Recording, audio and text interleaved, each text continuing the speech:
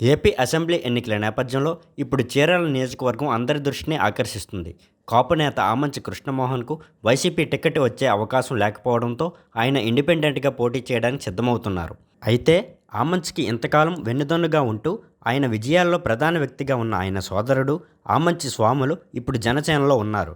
చీరాలలో ఆయన జనసేన నుండి పోటీ చేసే అవకాశాలు బలంగా కనిపిస్తున్నాయి. దీంతో చీరాలలో ఈసారి ఆమంచి సోదరుల మధ్య పోటీ తప్పదని స్థానికులు చెబుతున్నారు. టీడీపీ జనసేన పొత్తుల్లో భాగంగా చీరాల నియోజకవర్గాన్ని జనసేనకు కేటాయించే అవకాశాలున్నాయి. ఈ నియోజకవర్గంలో టీడీపీకి సరైన అభ్యర్థి లేకపోవడం దీని కారణం. దీంతో ఈ సీటును జనసేన కేటాయిస్తే ఆమంచి స్వాములే అభ్యర్థి అవుతారు. రాజకీయ వ్యూహాల్లో అందవేసిన చేయిగా ఆమంచికి పేరు ఉంది. గతంలో ఆయన ఇలాంటి పరిస్థితులే ఏర్పడినప్పుడు సొంతంగా పోటీ చేసి గెలిచారు. ఆమంచి దివంగత మాజీ ముఖ్యమంత్రి కొణిజేటి రోశయ్యకు ముఖ్య అనుచరుడు. మండల స్థాయి నుండి కాంగ్రెస్ పార్టీలో లీడర్గా ఎదిగి ఎంపీపీగా గెలుపొందారు. ప్రకాశం జిల్లా కాంగ్రెస్ పార్టీ అధ్యక్షునిగా కూడా పనిచేశారు. మొదటిసారి 2009లో కాంగ్రెస్ పార్టీ టికెట్పై చీరాల నుండి పోటీ చేసి గెలుపొందారు. ఆ తర్వాత జరిగిన పరిణామాల్లో వైఎస్ఆర్సీపీకి దూరంగా ఉంటూ జగన్ చర్యలను వ్యతిరేకించారు. జగన్ నిర్వహించిన పాదయాత్రను కూడా చీరాలలో అడ్డుకున్నారు. అయితే ఆమంచి కృష్ణమోహన్ దివంగత ముఖ్యమంత్రి వైఎస్ రాజశేఖర రెడ్డికి వేరే విధేయుడు. ఆయన మరణించిన తర్వాత జగన్ వెంట వెళతారని అందరూ భావించారు. అలా జరగలేదు. 2014 ఎన్నికల్లో స్వతంత్ర అభ్యర్థిగా పోటీ చేసి ఆ తర్వాత నవోదయం పార్టీ బీఫారం తీసుకుని గెలుపొందారు.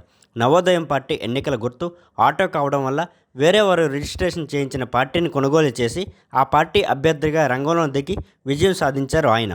అయితే ఆ ఎన్నికల్లో టీడీపీ అధికారంలోకి రావడంతో 2015 సెప్టెంబర్లో తెలుగుదేశం పార్టీలో చేరారు. ఆ తర్వాత తెలుగుదేశం పార్టీ గుడ్ బై చెప్పి 2019 ఫిబ్రవరిలో వైఎస్ఆర్సీపీలో చేరారు.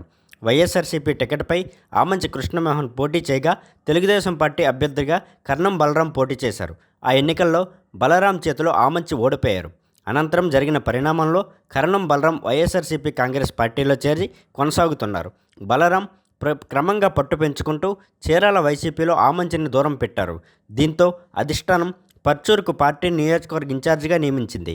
రానున్న ఎన్నికల్లో పర్చూరు నుండి పోటీకి సిద్ధం కావాలని అధిష్టానం ఆమంచిని కోరింది.